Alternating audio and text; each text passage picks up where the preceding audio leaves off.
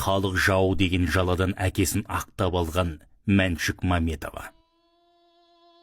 Мәншүк Мәметова 1922 жылдың 23 қазанында Орал губерниясындағы қазіргі Батыс Қазақстан облысы Орда ауданындағы Жиенқұм елді мекенінде дүниеге келді. Азамат соғысынан кейінгі елді жайлаған аштық кезінде көтеріп, босанған анасы Тойлышы да, әкесі Жиенғали да аурушаң еді. Жиенғали Мәметов байылының Шеркеш руынан еді. Анасы Тойлыша кішкентай қызын Моншағым деп еркелеткесін, атын кім деп сұрағанда Мәнсия, Мәншүк деп жауап қайтарғандықтан Мәншүк аталып кетті деп метіркесіне де азан шақырып қойған аты да Мәнсия орнына Мәншүк деп жазылды. Мәншүк 3 жасқа толғанда Саратов қаласында тұратын немере інісі Ахмет пен келіні Әмина Мәметовтар келгенде, томпаңдап жүрген кішкене томпақ Мәншүкке көздері түсіп, Ахмет қолқалап сұрайды. Келіншегі Әмина бала көтермей жүрген болатын. Ол кезде ауылдың жағдайы қалаға қарағанда нашар еді. Жадаға дегеннің не екенін білмейді. Үлкендерді айтпағанда балалардың өздері аш құрсақ болып жүретін. Әрі Ахмет қызыңды оқытып адам қылам дегесін, уәдесін алып, ант су ішкізіп Мәншүкті қимаса да беріп жібереді. Ол дұрыс деген болатын. 1932 жылы аштық кезінде Жиенғали мен Тойлыша Мәметовтар миллиондаған қазақтардың бірі болып аштан өлді. Мәншүкті бауырына басқан Ахмет отбасымен сол кездегі Астана Алматыға қоныс аударып 1931-1938 жылдар тұрды. Ахмет жоғары білімді дәрігер, Әмина әдебиет пәнінің мұғалім әдіскері болатын. Мәншүк нөмірі 28 мектепте үздік оқыды. Сталиндік репрессияда бұл шаңырақты шайқалтты. Ахмет халық жауы деген жаламен тұтқындалып атылып кетті. Сол жылы мектеп бітіріп, медициналық институтқа түсем деген арманы іске аспай Мәншүк рабфакта 2 жыл оқыды. Рабфакты бітірісімен КСР-ның халық комиссарлар кеңесінде хатшы болып істеп, жатақханада тұруға мәжбүр болды. Себебі Ахмет халық жауы болып атылып кеткесін, Әмина өзгеріп кеткен болатын. Мәншүк комсомол қатарына өтіп, медициналық институтқа оқуға түсті. 1941 жылы соғыс басталғанда Мәншүк әскери комиссарияттың есігін тоздырып майданға сұранумен болды. Сол кезде халық жаулардың балалары соғысқа өз еркімен баратын болса, атанасына тағылған айып алынып тасталады деген ауызша сөз тараған болатын. Мәншүк мединституттың 2-ші курсында оқып жүргенде, жоғары жаққа әкемді халық жауы деген айыптан қанмен ақтап алғым келеді деп өтінішті жазумен болды.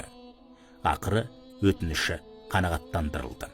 1942 жылдың 13 тамызында Алматыда жасақталып жатқан нөмірі 100-ші атқыштар бригадасының штабына писарь хатшы болып 2 қазақ қызы, Мәншүк Мәметова мен Мәрзия Сарлыбаева алынды. Бригададағы 4890 адамның басым көпшілігі қазақтар болды. Солардың бірі кейін жазушы болған Әзілхан Нұршайықов болды. Штабта Мәншүк көп болған жоқ. Мединституттың 2-ші курсын бітіргендіктен дала госпиталіне медбике болып ауыстырылды. Бірде шайқас кезінде жаралы жауынгердің жарағатын байлап жатқанда фашистер келіп қалғанын байқаған Мәншүк пулеметтен оқ жаудырып, жаралыны аман алып келгенін көрген бригаданың саяси жетекшісі подполковник Сақтаған Бәйішев Мәншүкті қысқа мерзімді пулеметшілер курсына жібереді. Курстан келгесін сержант Мәметова пулемет расчетының командирі болып, қарамағында оқ тасымалдаушы және оқтаушы көмекшісі болады. 2 көмекшісінен артық емеспін деп пулеметті бөлшектеп жорыққа шыққанда 120 килограмм тиісті жүкті 3-ке бөліп, 40 килограмм жүкті қыз болса да арқалап жүрді. Батальонның комсорғы болып саяси жағынан да белсенді болып, қатарлармен ақ жарқын мінезімен бауырап алады. Бригадада қазақ жігіттер көп болғандықтан Нүркен Құсайыновты ұнатып кездесіп жүрді.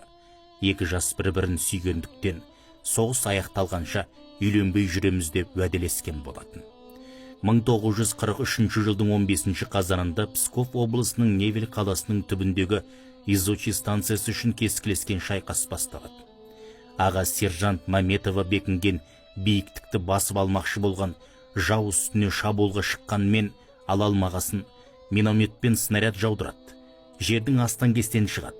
Басына снаряд жарықшағы тиіп есінен айырылып қалған Мәншүк есін жиғанда екі көмекшісінен айырылып қалғанын көріп, пулеметпен жақындап қалған жауға оқ жаудырды. Гранат лақтыратындай жақындап қалған фашистер гранат лақтырып пулеметтің үнін өшіреді. Алайда гранат Мәншүктің оң аяғының сүйегін сындырып кеткен болатын. Дереу белбеумен байлап қанын тоқтатып алғасын қайтадан пулеметпен оқ жаудырды. Бұл оның соңғы сәті еді. Совет жауынгерлері көмекке келгенде Мәншүктің екі қолы пулемет гашеткасына жабысып қарсып қалған болатын. Әрең ажыратып жансыз денесін плашқа салып, маңайында 72 фашистің жайрап жатқанын көрді. Осы шайқаста сүйген жігіті Нұркен Құсайынов та ерлікпен шайқасып қаза табады. Барлығын Невель қаласында үлкен ор қазылып бірге көмеді. Кейін ол жерге бауырластар зираты салынып, Мәншүкке ескерткіш орнатылады.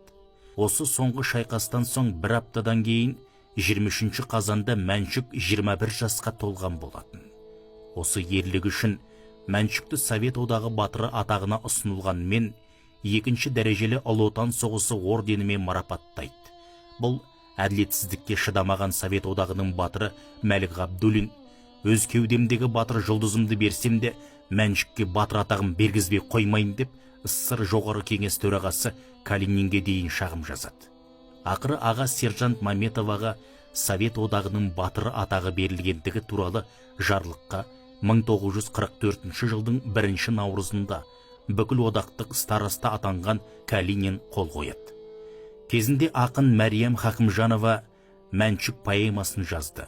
Кинорежиссер Мәжит Бегалин Андрей Кончаловскийдің сценарийі бойынша Мәншүк туралы ән киносын түсірді. Кончаловскийдің сол кездегі әйелі Наталья Арынбасарова Мәншүктің рөлін сәтті сомдады. Алматы мен Оралда Мәншүкке арнап ескерткіш орнатылды. Шығыс халықтар ішінен қазақтың екі қызына ғана, Мәншүкке 20 жасында, Әлияға 19 жасында қаза тапқаннан кейін Совет одағының батыры атағы берді.